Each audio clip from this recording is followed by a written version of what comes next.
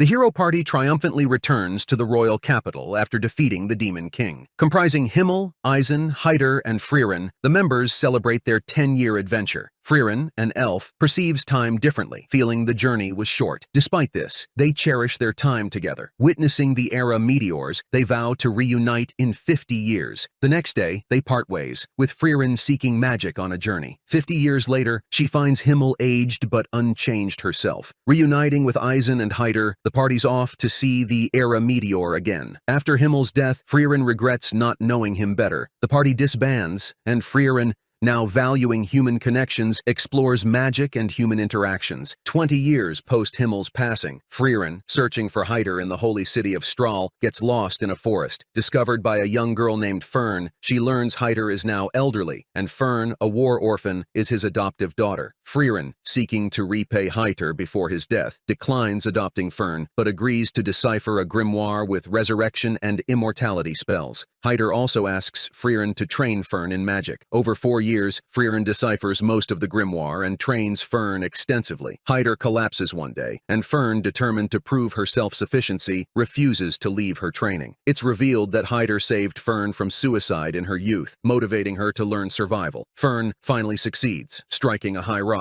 Frieren finishes the grimoire, finding no resurrection or immortality spells. Heider knew and used it to buy time for Fern to become Frieren's disciple. Heider saved Fern because Himmel would have done the same. In his final days, Heider creates more memories with Fern before passing. Frieren, with Fern, continues her magical journey after Heider's burial. 26 years post Himmel's passing, Frieren and Fern in the Turk region take on odd jobs for magical rewards. Approaching a village, they clean a statue of Hero Himmel, who once defended the village. The herbalist, grateful, plans to plant flowers around the statue. Frieren considers using magic, but opts for the elusive blue moon weed, native to Himmel's hometown. The herbalist reveals the flower vanished decades ago. Meanwhile, Fern tries hiding seed rats in her cloak, but is caught by Frieren, who returns them to the forest. The duo searches for blue moon weed to analyze and acquire blooming magic. After 6 months with no success, Fern grows impatient. She confides in the herbalist, who gives her related species seeds as a substitute and advises her to talk to Frieren. Fern expresses her feelings, and Frieren agrees to limit the search. Chasing a seed rat, they reach an abandoned watchtower. Frieren flies up to the top of the watchtower and finds a multitude of blue moon weed flowers. Frieren analyzes a specimen, plants flowers around the statue, and continues their journey with Fern. 27 years post Himmel's passing, Frieren and Fern are in warm. Frieren suggests splitting up for supplies, but Fern, sensing something, follows her. Frieren spends time at an accessory shop and then visits a bar, inquiring about candy. After some adventurer interaction, they return to the inn. Frieren proposes a meal, revealing secret savings, and lets Fern choose. Fern guesses Frieren's order, triggering a memory of Himmel doing the same. Frieren realizes her lack of knowledge about Fern and gifts her a birthday hair ornament, evoking joy. Fern appreciates Frieren's efforts to know her better. The next day, they continue the journey, with Fern wearing her new ornament. Fern asks about the journey's goal. Frieren cites magic gathering and retracing hero party steps before fading away. In the Grossa forest, Frieren trains Fern in powerful but mana-consuming defensive magic crucial for survival. They visit a village, where a villager guides them to the sealed location of Qual, the elder sage of corruption, a demon who committed atrocities 80 years ago, sealed by the hero party. Frieren aims to eliminate Qual, anticipating the seal's imminent release. The next day, Frieren decides to unseal Qual and confront him. Back at the village inn, Frieren reveals that Qual's Zoltrak, the first piercing magic, prompted the sealing due to its ability to pierce all defensive magics. Frieren undoes the seal, and Qual unleashes Zoltrak. Fern effortlessly blocks it, revealing it to be ordinary offensive magic. Frieren explains that, post-sealing, mankind developed potent defensive magics against Zoltrak. Qual, realizing the mana toll of defensive magic, fires Zoltrak in various directions, but Fern defends them, having practiced it against it. Frieren retaliates by using Zoltrak against Qual, destroying him with his own magic. Grateful villagers express their thanks, and Frieren and Fern continue their journey. 28 years post Himmel's passing, Frieren and Fern find themselves in the Grand's Channel. A village asks them to clear the coast of debris, promising a book by the great mage Flamme, though it turns out to be a counterfeit. Despite this, Frieren agrees, and they successfully clean up the coast in time for the New Year's festival. As they do, they witness the stunning sunrise reflecting off the pristine sea. In the Brett region, Frieren and Fern visit Eisen's home. Frieren offers assistance, and Eisen requests help in finding the great mage Flamme's notes in the Vol basin, believed to contain records of her conversing with the dead. Eisen wants to find them so Frieren can tell Himmel about how she wanted to get to know him better. They locate a great tree shrouding ruins protected by a formidable barrier. Frieren recalls a memory from 1,000 years ago when Flamme, her master, planted the protective tree. Flamme predicts Frieren's future mistake and advises her to return to the Vol basin for guidance. Inside the ruins, Frieren discovers Flamme's authentic notes, revealing Flamme's journey to Aureole, or Heaven, where she communicated with former comrades. Aureole is in Enda, where the Demon King's castle now stands. Frieren and Fern decide to journey to Aureole, the realm where souls find rest. In a northbound carriage, Eisen, Frieren, and Fern travel together. As Frieren sleeps, Eisen and Fern discuss Frieren's proficiency as a teacher. At the Brett region border, Eisen bids them farewell and reflects on how Frieren's 10-year journey with the hero party has transformed her. In the Villa region, Frieren and Fern arrive in a village where people are mysteriously vanishing after crossing the mountain pass, believed to be taken by ghosts. The next day, the duo investigates and discovers Einsam, the phantom demon, is responsible for the disappearances. Frieren and Fern locate and defeat Einsam, ensuring the safety of the village, and then proceed with their journey towards Aureole. In Regal Canyon, Frieren and Fern attempt to defeat a solar dragon guarding a grimoire in its nest, but fail. Realizing they need help, they seek the assistance of Stark, Eisen's disciple, living in a nearby village. Guided by a villager, they learn that Stark arrived 3 years ago, saving the village from a solar dragon attack. Upon meeting Stark, they discover he is a timid individual who happened to save the village only because the dragon departed. Frieren gives Stark a night to decide whether to join them. During the night, Fern hears a loud sound and finds Stark engaging in training. Fern questions Stark about his continued training, and he explains that he feels obligated to protect the village as they see him as a hero, even though he senses the urge to run away. Fern encourages him, expressing her belief that he won't flee and emphasizing the importance of resolving oneself. The following day, Stark successfully defeats the solar dragon independently, proving his determination, and decides to join Frieren and Fern on their journey. In Qual, Frieren, Fern, and Stark discover that entry to the northern lands is prohibited due to heightened monster activity. Frieren suggests relaxing in Qual for the time being. However, Fern learns that they might need to stay in the city for 2 years, prompting her and Stark to search for an alternative route north without success. Stark, desiring a challenging yet enjoyable journey to share with Eisen, is reluctant to stay too long. Fortunately, the captain of the guard recognizes Frieren's past service to the city and, considering the plight of the northern lands, allows their party to pass through the barrier. With celebratory excitement, the trio resumes their journey northward. On the Eng Road, Frieren, Fern, and Stark accompany a merchant after clearing a blocked path caused by a landslide. Arriving in a town, they discover the Liberation Festival happening that night, commemorating the hero party's triumph over a demon oppressing the region. Townspeople celebrate by adorning statues of the hero party. The merchant shares with Frieren that on this day, everyone remembers Himmel and his party. Frieren recalls a memory of Himmel expressing his intent to make statues to ensure she wouldn't be alone in the future. In town, they witness the statues adorned with flowers. The next day, the trio resumes their journey towards heaven. In Graf Granat's domain, as Frieren, Fern, and Stark enter town, Frieren detects demons and attempts to eliminate them, but is halted by sentinels. The demons, led by Lord Lugner, claim to be messengers of peace, but Frieren dismisses them as wild beasts, mimicking human voices. Consequently, she is thrown into the Mansion dungeon. Fern and Stark investigate